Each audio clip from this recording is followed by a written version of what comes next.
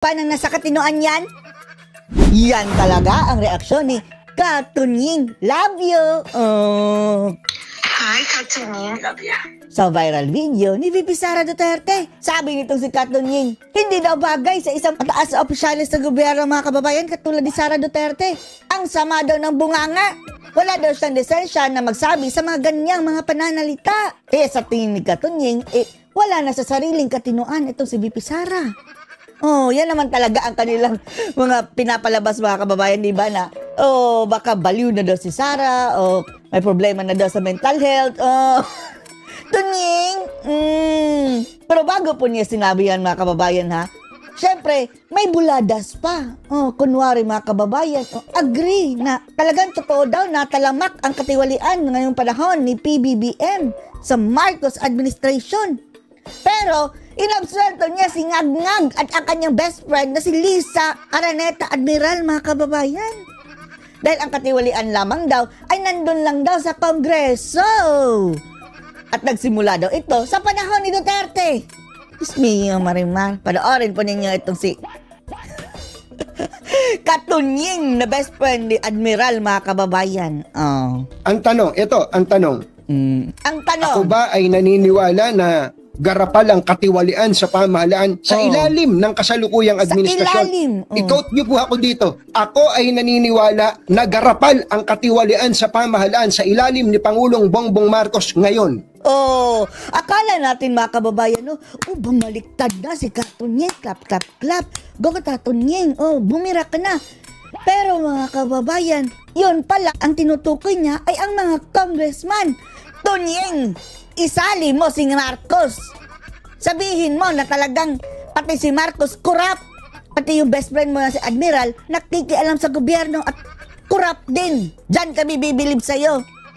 Hugas kamay mga kababayan Di syempre, safe siyang sabihin yan mga kababayan matagal naman talagang corrupt yung Congress. Kahit hindi pa ngayon. Pero ngayon, times 10, times 100 pa siguro. Pero sabihin mo, ang Pangulo mismo, yan ang hamon namin sa'yo, Tunying. Sabihin mo na ikaw, BBM, kurakot. Yan ang sabihin mo at bibilib kami sa'yo. Pero ganyan-ganyan po. Ang mukha, Parang yung seryoso kunwari mga kababayan, pero natawa na konti. Sasabihin ko po sa inyo yan. Sige! Garapal. Garapal. Talagang garapal. Kaya, kung meron man pong dapat na umaksyon dito, dapat si Pangulong Bongbong Marcos. So parang ina-absuelte mo na siya. Na as if na hindi siya kasali sa kurakutan. Paano mo aaksyonan ang sarili mo kung kurakot ka mismo? Ibig sabihin Katunying, sa tingin mo, walang alam si BBM sa kurakotang nangyayari ngayon sa gobyerno? Siya ay in charge Kung naniniwala ka na kurakot ang mga tauhan niya, yung mga nasa kongreso, ibig sabihin, kurakot din yung nasa taas. Bakit hinihingan mo pa siya ng reaksyon? Dapat aksyonan niya. Si Pangulong Bongbong Marcos should act immediately. Ngayon na. Paano kung kasali siya sa kurakutan? Yun ang sabi ni Sara Duterte, pati si Admiral na best friend mo. Gamitin mo utak mo, Tunying. Wag na lang. Kahit hindi mo na gamitin. Kung hindi ka aaksyonan, dahil nananawagan ka na Kung hindi ka aaksyonan, ibig sabihin, kasali sila sa kurakutan. Pati na si Admiral. Ang ginagawa nito si Tunying mga kababayan, parang ina-absuelto si BBM na parang walang alam dito sa korupsyon. Ngayon lang na bulgar nang nagsalita si Sara. Ngayon na. Dapat magsalita si Pangulong Bongbong Marcos tungkol sa mga porsyento ng mga congressman pati ng mga senador.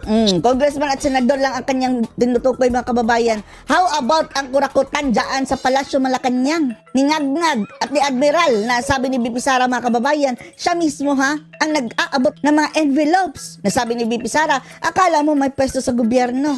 Yan. Ba't hindi mo banggitin yan, Tunying? Sa mga government projects. Pagka hindi nagsalita si Pangulong Bongbong Marcos sa anong gagawin mo? Dito, gusto kong sabihin, kinukonsinti niya. Kinukonsinti niya o kasali siya sa mga kawatan, mga korap sa gobyerno. Anyway, mga kababayan, matagal na yung issue sa mga Marcos. Alam na natin yan, di ba? Ang katiwalian sa pamahalaan. Ngayon mo lang alam, Tunying. Pero ngayon po, garapal po ang katiwalian sa pamahalaan. So, anong gagawin mo? Pakinggan nyo mga kababayan ha. hanggang dito mga kababayan, parang, okay, agree. Akala natin agree ha. Pero biglang may twist mga kababayan, biglang umasim. Garapan ang katiwalian sa pamahalaan. And if the president does not lift a finger, ibig sabihin, kinukonsinti niya ang katiwalian sa pamahalaan. Kinukonsinti o kasali mismo siya? Yan po yung sinasabi natin. Tingnan nyo ha, biglang aasim ito. Minessage ko po sila dyan tungkol dyan. Sabi ko kung hindi, ako po, kahit pa paano nakakapag-message ako sa ibang mga nasa inner circle. Syempre, nag-I love youhan na kayo di ba? May pa-love you pa. Inner circle ka. Sabi po, grabe po ang katiwalian sa mga government projects ngayon. So, ikaw din po ako dyan. Ang gusto namin marinig sa'yo, pati si Ngag-Ngag, kurap. At sa Admiral, gusto mo kurap. ikaw ako. Sa totoo po, ito hamon sa Pangulo. Hamon sa Pangulo, dapat gawin niya. Pero, that does not give the Vice President the license to do what she wants to do. Eto na. Dito na mga kababayan. Ang kanyang bottom line ay kahit pa'y kurap ngayon is hindi dapat ganyan magsalita si Duterte, si Sara. Na ang sama ng bunganga. Yung mga pinagsasasabi niya na to, ugali ba ng nasa katinuan yan? Parang wala na doon sa katinuan mga kababayan dahil hindi siya agree na ugali yan ng isang nasa katinuan. Baliw na si Sara ba? Ugali ba? Ikaw na nga mismo, Tonying, ang nagsabing grabe ang katiwalian. So anong gusto mong sabihin ni Sara? Congratulations sa inyo. I love it. Kung magkurap pa kayo, sino hindi mapapamura yan, Tonying? Ikaw, tanungin kita. Masaya ka ba sa mga korupsyon ngayon nagaganap? Ikaw na nga mismo nagsabi Kaya nakapagmura si VP Sara mga kababayan dito sa mga leader ngayon sa gobyerno dahil kurakot. At agree si Tonying dyan na kurakot mga kababayan. Pero anong gusto mo? Purihin natin ang galing ng mga kurap. Go. Ganyan ba, Tonying? Kung concern ka talagang Pilipino, pati ikaw mapapamura. Hindi ugali ng mataas na opisyal ng pamahalaan yan. So ano dapat ang sasabihin ni Sara? Good job mga kurakot? Hindi po, opo. Ano ba pwedeng ipayo sa kanya? Ma'am, pwede hinay-hinay. Pero kung may magpayo siguro sa kanya na maghinay-hinay siya sa kanya. Who are you? Sino ka para magpayo kay VP Sara? Ibata ka ni Admiral Nadyutang ginimis ka ni Sara yung friend mo na si Admiral? Yung pagsasalita, baka magalit no? Mahirap din Sa totoo lang, nakakatakot po siya ngayon. Ang natatakot lang ang mga kurap. Yung mga salot sa bayan. Hindi kami natatakot. Proud na proud kami mga kababayan sa mga banat ni Sara. Hindi kami natatakot. Hindi naman para sa amin dito mga law-abiding citizen ang galit ni Sara, kundi sa mga buhaya, mga hudas na sa pamahalaan. Kung natatakot ka, baka malamang kasali ka sa mga hudas. Nakakatakot po, Medyo sa totoo lang. Yan din ba ang sinabi ni Liza Araneta sa iyo? Nakakatakot po yung mga binibitawang salita. Banang batawa? At ang napapansin natin, unlike her father, si Pangulong Duterte kasi kayang-kaya. Grabing sip-sip niya kay dating Pangulong Digong mga kababayan at later on, diniskarga. Diniscard dahil wala nang pakinabang sa kanya. Kaya niyang mag-joke, kaya niyang magbigay ng salita, babawiin ganun. Kumbaga kabisado natin si Pangulong Duterte Kay Sara, no jokes. Sabi ni Sara mayroong kondisyon yan Talaga namang may banta sa buhay ni Sara. At walang ibang gagawa niyon mga kababayan, kundi yung mga ngag-ngag. Sila tamba. Kaya kung itutuloy nila ang kanilang pinaplano, tatablahin sila ni Sara.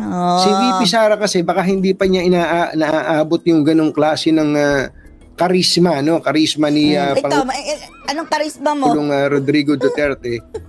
Ang napansin ko kay VP Sara, medyo ito, hindi makadirektang birada mga kababayan di ba? Ang mga tawag naman itong klase mga kababayan, ito yung mga backbiter. Mas delikado mga ganito na kunwari mayroon ding mabuting sasabihin, tapos pipitik ng konti. Pero ang katotohanan yan, talagang may galit yan, mga ganyang tao, mga kababayan. Medyo pikon. Medyo pikon. Ano Pikon! po, mga kababayan? Sino hindi mapipikon? Hindi ka mapipikon sa mga kurakutan ngayon? Tunying? Mabilis po siyang mapikon. At ang problema po sa ating lahat, kapag tayo ay pikon, gusto mo tatawa. Dahil ang dami ng kurakot ngayon. Ang saya-saya o ganyan. pag tayo ay pikon, Si Tolfo, pikon din. Pero bakit tahimik? Sa korupsyon. Ikaw na mismo ang kumpirma. mga nasasabi tayong hindi magaganda. Halimbawa lang, yung pagka tayo ay napipikon, I'm sure, kahit na mabait kang tao, mapagmumura ka di ba? Pero yung ito, yung merong patayin, nagbilin para patayin. Dahil siya ang papatayin. Ngipin sa ngipin yan, Katunying. Ano sala? Wala namang ibang gagalaw kay Sara di ba? Ano ba sabi ng Malacanang dyan? Sige nga, may statement po ang... Alarma ang Malacanang, mga kababayan. All out na security. Double the guards, double the security. Alarma sila, mga kababayan. Warning lang yun ni Sara. Strategy na alam ko na ang pinaplano ninyo, mga ungas kayo. So anong masasabi nyo dito, mga kababayan, na parang pinapalabas si Katunying na si VP Sara ay wala na sa sariling katinuan? Post your comments below.